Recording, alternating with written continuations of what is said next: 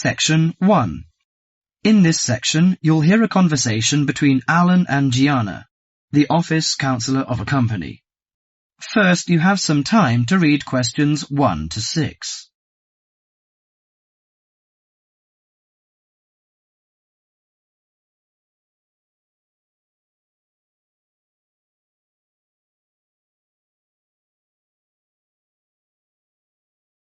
Now listen to the conversation and answer questions 1 to 6.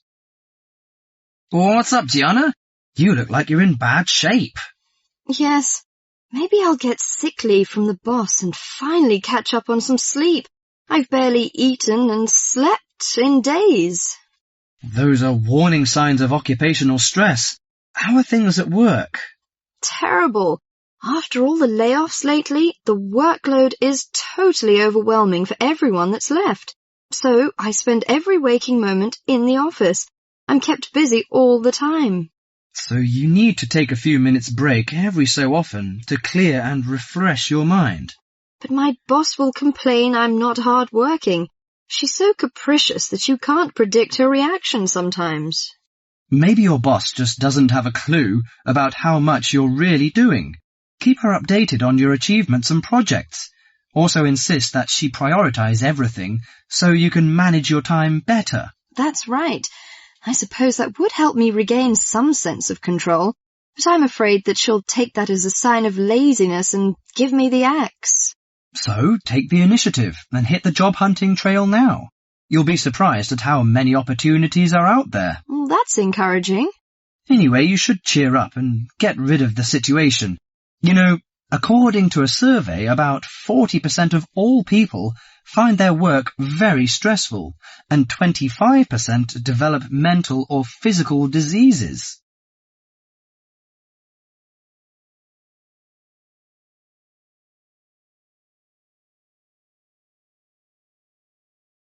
Before you hear the rest of the conversation, you have some time to look at questions 7 to 10.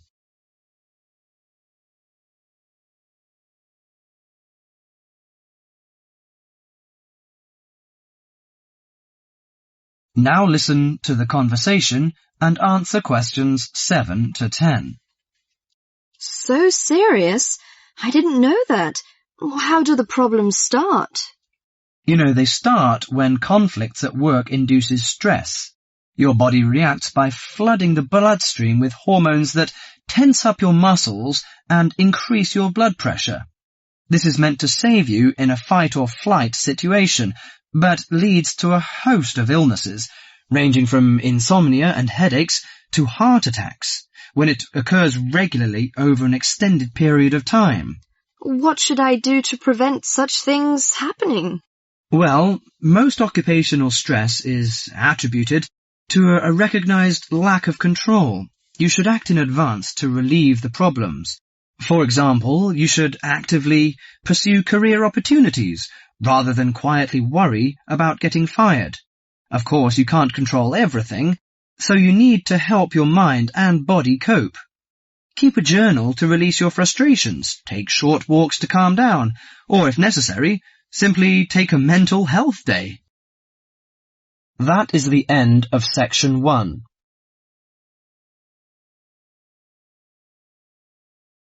You now have half a minute to check your answers.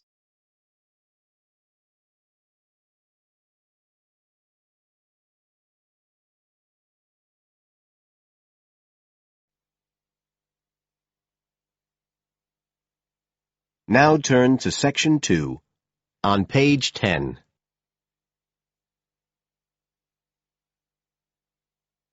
Section 2. You will hear a talk on New Zealand radio about an art sale which is being held to raise money for charity.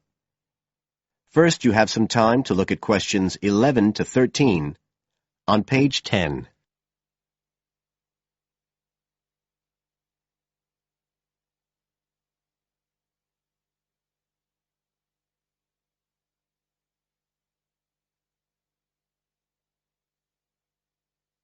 Now listen carefully and answer questions 11 to 13. One of the most anticipated art events in Christchurch is the charity art sale organised this year by Neil Curtis. Neil, tell us all about it. Well, Diane, this looks like being the biggest art sale yet. And the best thing about it is that the money raised will all go to charity. So what you probably want to know first is where it is. Well, the pictures will be on view all this week, most of them at the Star Gallery in the shopping mall. But we have so many pictures this year that we're also showing some in the cafe next door. So do drop in and see them any day between 9 and 5. Now, if you're interested in buying rather than just looking, and we hope a lot of you will be, the actual sale will take place on Thursday evening, with sales starting at 7:30. Refreshments will be available before the sale, starting at 6:30. We've got about 50 works by local artists showing a huge range of styles and media, and in a minute I'll tell you about some of them. You're probably also interested in what's going to happen to your money once you've handed it over. Well, all proceeds will go to support children who are disabled, both here in New Zealand and also in other countries. So you can find an original painting, support local talent, and help these children all at the same time. Before you hear the rest of the talk, you have some time to look at questions 14 to 20 on page 11.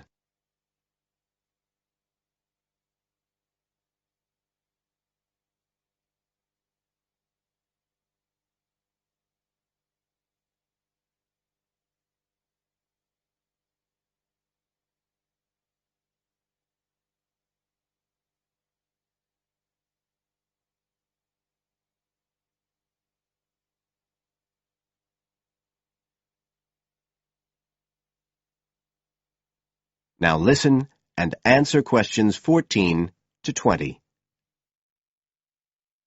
Now, let me tell you a bit about some of the artists who have kindly agreed to donate their pictures to the charity art sale. One of them is Don Studley, who has a special interest in the art sale because his 5-year-old daughter was born with a serious back problem.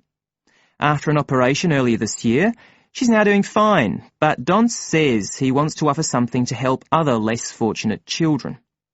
Don is totally self-taught and says he's passionate about painting. His paintings depict some of our New Zealand birds in their natural habitats.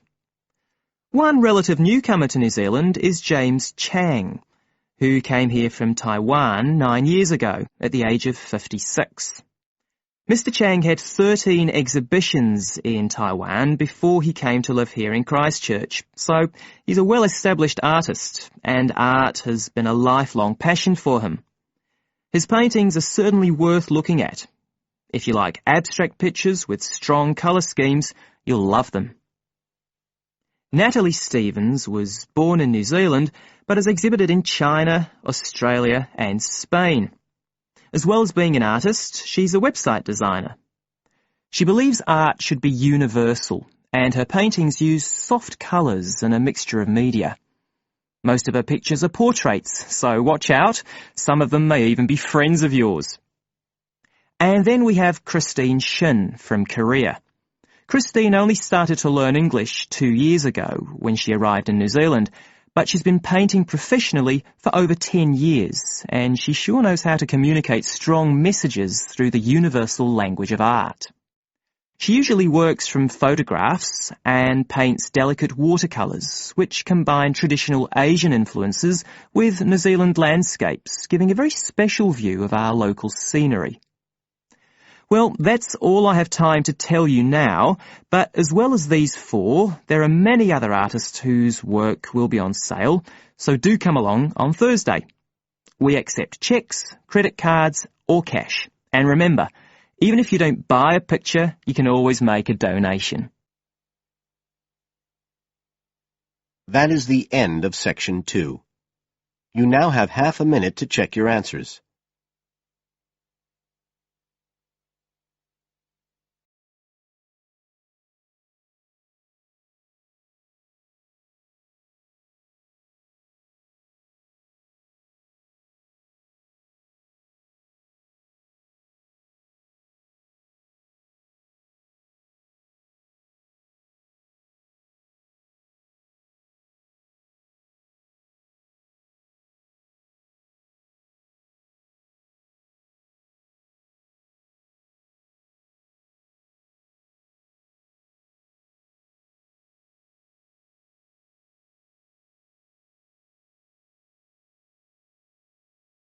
Exam listening.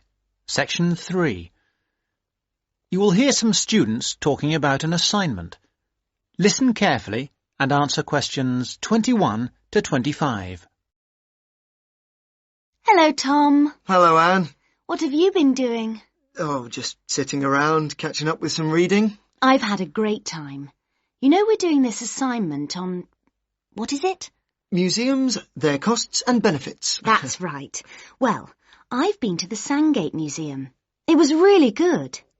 These local museums are really interesting because they connect people with the history of one special place. We all know about kings and emperors and battles and wars, but local museums tell us about the everyday lives of ordinary people, and that's why they are so important. I'm not so sure about that. I think they are of interest, but they're so small that they can't give a true picture. They do their best. I don't really agree.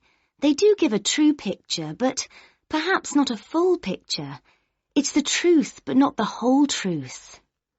I think the smallness is the number one problem. Because they're small and local, they attract few visitors.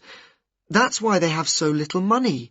And because they have little money, they can't buy or maintain many really interesting exhibits. As a result, the shop is almost as big as the museum to try to raise money by selling souvenirs, postcards, sweets and so on. I think they find it difficult, but not impossible. And don't forget, they get a lot of their exhibits free from local people. There was this boat, for example, that was fantastic. Really? What was that? There was a massive fishing boat, a real one, about 100 years old, and you could walk on it and get the feeling of what fishing in those days was really like. Sounds quite good. But I've always found that these kinds of museums are a bit dingy. For example, the display cabinets are so dark that you can hardly see the exhibits, and the labels are sometimes difficult to read.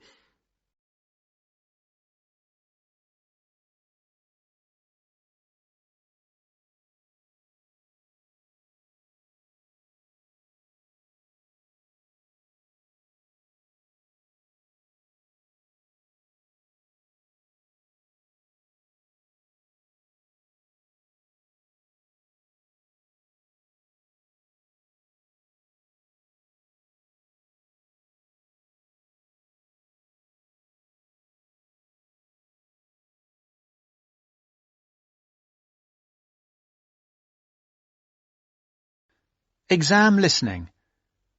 Now answer questions 26 to 30. So coming back to our assignment, what we've got to decide is whether these museums should be funded by the government or just by local people. I think it depends entirely on what kind of museum it is. How do you mean? Well, take local history museums. They are small, so they won't survive without financial support. But that should come from the local authority, since only people in that area or tourists will visit it. I agree, but what about big natural history museums? Surely they should get money from the central government. Why? Children who want to learn about nature can go out into the countryside with their school teachers. They could survive from donations, and they get loads of visitors anyway. The state should spend more on science museums, since not enough people are studying science these days. I'm not so sure, but I do think a sort of museum which should not get public funds is the craft museum. Yes, like museums of cotton weaving. Yeah, which are of interest to only a very small number of people, and they should pay for it. I agree, but a working farm is a different thing again. That's something from the past of all of us, and so it's important to the local community. Kids can learn a lot too. That's the sort of thing that the local government should be spending its money on. Yes, I agree. Well, I think we've got plenty of ideas for our assignment.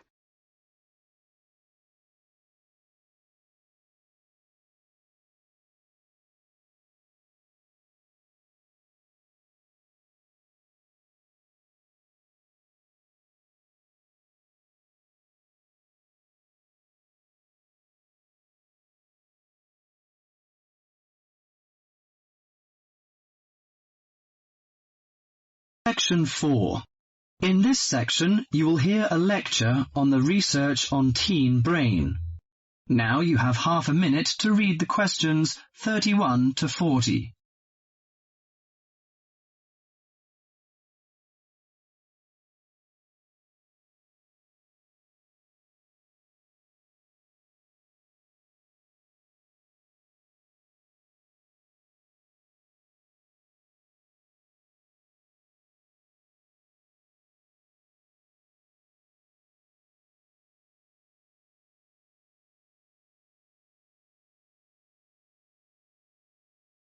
Now listen to the lecture and answer questions 31 to 40.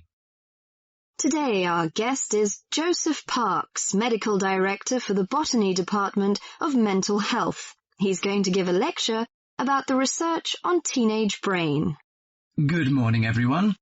Today I'm going to introduce the new research about adolescent mind, the teenage brain. How much do you know about that? Do you believe in brain scanning? Do you think we can judge whether a teen is normal or mentally ill? Or it's just another immature test? The new research shows a teen brain is in the middle of disordered changes. Those changes, scientists now believe, are so significant that they may reveal the mysteries of mental illness, explaining why some teens commit suicide, why others harm their classmates, and why some emerge later in life with mental disorders. The research looks forward to a day when teens could be tested for suicidal depression as easily as they are for heart disease.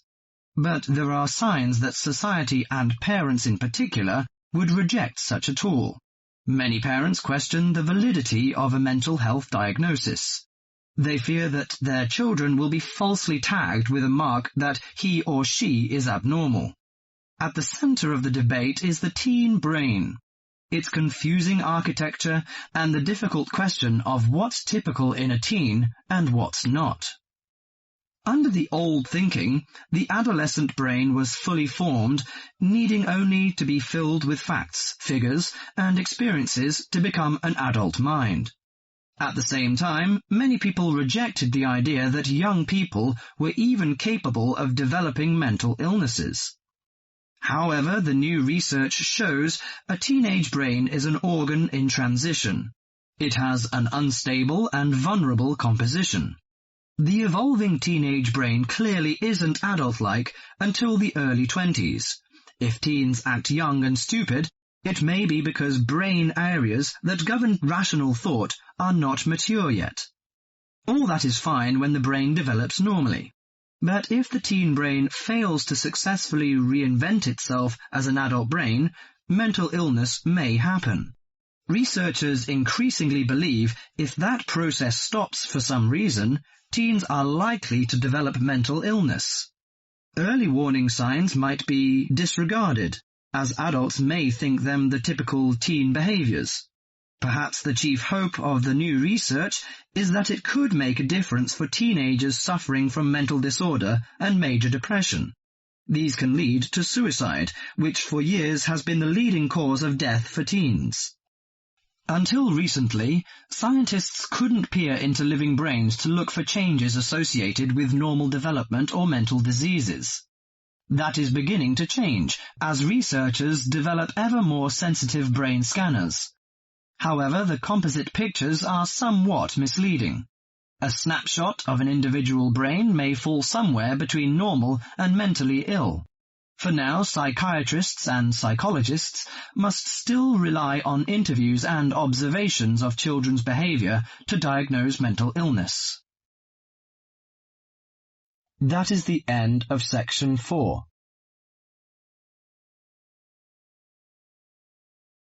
You now have half a minute to check your answers.